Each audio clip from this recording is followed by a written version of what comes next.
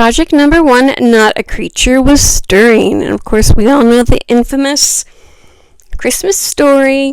'Twas the night before Christmas when all through the house not a creature was stirring, not even a mouse. Here's some of the supplies I'm going to use. Look at that, $15 for that magnolia paint. I got that at the Habitat for Humanity Restore. And this wood stocking, I believe, was from there as well. I made up something on my Cricut. I'll show you that in just a second. I did just a quick spray on my pizza pan. I just put it outside on the grass and give it a single coat just to get things started. And then I'm coming in with the Magnolia chalk paint to get things finished. And I want to say I did 2 coats, one vertical, one horizontal. And set it aside to dry. These are just pieces of red felt that are cinched in the middle to look like bows, and I think they did a really good job. I don't know if this came from a store or someone made this, but after I disassembled or unassembled, there was some texture that, despite my scraping and sanding, I just couldn't get rid of. So we're going to do a paint crackle on this, and that kind of goes with the whole vibe. Although we are being progressive and using our pizza pans, I'm looking at like traditional stories and traditional colors.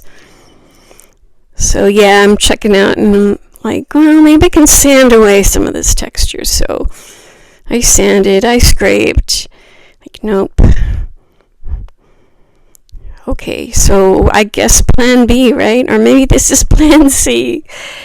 This is some very thick, starting to dry out chalk paint, and it wasn't spreading the way I wanted, and you know I'm always in a rush, so I just grabbed the acrylic paint and give a coat front and back. I did it on the back because I wasn't sure exactly if the back was going to be glued down or not. Pick your favorite mouse. Of course, they're all gray, and they're very much the same looking. The box we have, my daughter's dog loves the mouse, plays with the mouse like a cat. My cat, I don't think, plays with them, but her dog plays with them. And so we have a box, white and gray. So I grabbed the gray one. And it's got little, I don't know if you can see when it shows up close, but it's got little whiskers and everything. So I made this on my Cricut. It's just like a vintage, sort of old-fashioned font. And I just wanted to do that, that one line. I didn't want anything before or anything after. I thought it was pretty cool just to do that. Not a creature was stirring. And this shape and size is perfect. I did some good measuring for a change. And I didn't have any trouble making it stay. It just glides off that. I don't know if you call that carrier tape or what it is, but it's not the right size. I cut it to size. And I really like it with the grid. It's just so much easier. Now you'll see I covered this with Mod Podge, and it looks kind of whitish, but it will dry clear. Off camera, I did a coat of white, and here's the microfiber cloth that I'm going to use. But that coat of white, yeah, off camera, I don't know why. I'm just going to cut a piece off of the microfiber cloth, and that cloth was purchased at Dollar Tree. I'm going to come in with the white glue. This is a paint crackle method. I do have a paint crackle medium, but this way is less expensive and the crackles are much more noticeable. So the whole stocking is just getting a coat of white children's school glue. And I'm just going to make sure there's a good even coat on everything. That microfiber cloth is just going to go right down on top of that Mod Podge. And then I'll come in with the red, and I want to say this is acrylic paint.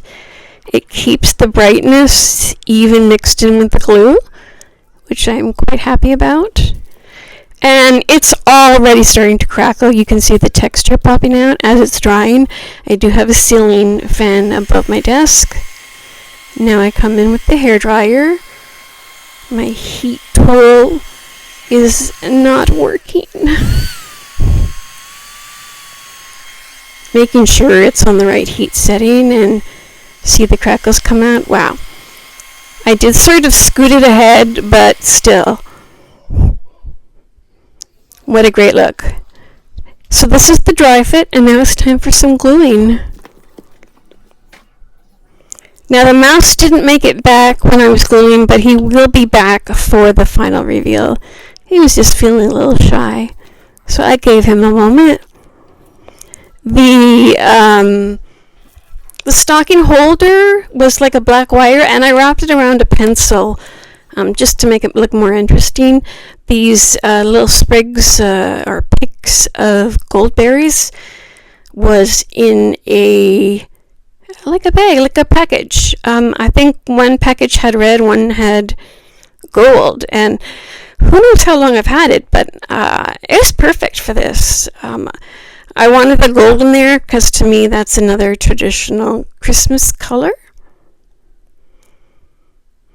And now that we got the crackle in, things are dried up, I can flip the stocking over, and I'm just putting a little bit of hot glue and then using that heavy duty stapler to make it stay. Just doing a dry fit here, making sure, yes, and then using some floral wire to make a little swag with those picks. And this bow is going to go right in the middle, and I had gold and red bows. I chose the red for the contrast, and that was just in a bag with random things that I've purchased at their store. We're going to drill a few holes here. So those two holes were to hold the stocking. I'm gluing the back of the stocking to keep it flat, but I'm using this white pipe cleaner. You can't even tell, but I wrapped it around the stocking at the top there, just underneath the cloth, and then put it through those holes and twisted it in the back. Then drilled those two holes on top, and that's going to be for the hanger. This is like a pipe cleaner, but it's a wrench. So flip it over, twist around the wire in the back, and when the mouse gets back, this will be complete. So, better looks during the final reveal. Project number 2, Candy Cane Christmas Sign. This is the second in our pizza pan Christmas decor signs, or Christmas signs. And they always use that sticky glue for the paper there, and it's really hard to get off. But anyways, I also have this package of stencils and a surface, and that was purchased at the Habitat for Humanity Restore, just like a lot of supplies from the previous project. And I don't know, the stencil's not the best quality. I had a little bit of trouble with it. Maybe it's too old, or maybe it's just not good quality. And I apologize for the video in the last project. I'm going to back away from the mic a little bit. I can't find the foam piece that goes on top of it, and I think that's the problem. I picked up a box of candy canes while we were at the grocery store the other day, and I'm going to use those in this project. I painted the edge, the border, separately, then the middle, and did 2 good heavy coats, and there might be a spray of the clear spray paint in there too. I just get so confused about the order of them. Now, I always like to add a little bit of texture to my paint when I'm using a stencil. However, I might have used a little bit too much baking soda. My end result was quite thick, and that might have been part of the issue I had with the stencil as well. So I don't use that much paint, but the baking soda soaks it up pretty good. I think I even sprayed a little bit of water in it, but obviously not enough. But we'll just go forward. It's not my best work, and in the final reveal, you'll see the AS in Christmas does not look great, and I will come back and fix that, but everything was a little bit tacky when it was time to take the pictures, so I just didn't want to mess with it. I only taped down one side of the stencil because I like to hold it down with my fingers, like you see. Now you'll notice, first it was hard to get the paint on the foam dabber, and then it was hard to get the paint off the foam dabber, and I ended up sort of dragging some of it into the open parts of the stencil. And they say you just keep going over it over and over and over, and it eventually builds up, but I don't think that was going to happen here. And I have a smaller dabber for the green, and I put the baking soda in that one as well, and again, probably too thick. I came in with one of my paint markers. That's a Funsel's marker. I had those originally. They were given to me to do a review, and I went back and bought another package because I need new ones. So I just used that to trace that shape. I didn't think it was going to come out very good with just using the stencil, so I just traced the shape. However, the red on the paint marker, I don't know, it's kind of orangey. So I just painted over it with the same concoction that I used for the Merry Christmas words. I will also come in with red and white and green, very small paintbrushes, just to try and fix up what I've got. You see me coming in with the red, just trying to fill in the paler spots. Now there where the A and S is where I should have took a closer look and sort of backed up from it, because when I was taking the final reveal pics, I was like, oh yeah, that needs to be fixed a little more. But this is like from the dawn of time, doing paint stencils on surfaces has just been a craft that everybody did, and it's only the past few years that I started adding texture to my paint or using chalk paint, and it just comes out so much better. So yeah, this was just a little oopsie, but I still like it. It's kind of like that vintagey old world kind of farmhousey, something that maybe the mom made one year for the kids because she didn't have any other decorations. Who knows? But I think I did pretty good with the green there. Now I'm just going to do turn it in, turn it out, turn it in, turn it out as far as the hooks on the canes go. And I'm just using hot glue. And the cool thing is, hey, you want a candy cane? Go ahead and pull it off and then glue another one on there. I was thinking about doing a sleigh thing. That's why I originally got the candy canes, but I like it this way. This is an old vintagey ribbon. It's the weirdest ribbon. It's like plastic in the back, so when you try and scrunch it, you literally have to fold it. It doesn't even scrunch. It's just so, thick. Thick isn't even the right word. I don't even know. But I did the awareness bow, and I did my best to crinkle it in the middle. I cut a little bit off the very end of what I do have there, and I used that to make the middle a little prettier. And I knew this would hold the shape of a dovetail nicely, so that's what I decided on to finish it up. And I came in close because I was trying to show you guys what it looks like. It's just so strange. But probably lasted forever, right?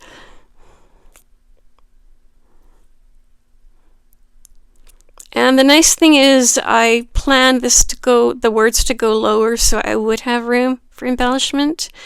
And I'm just using, this might be tacky glue.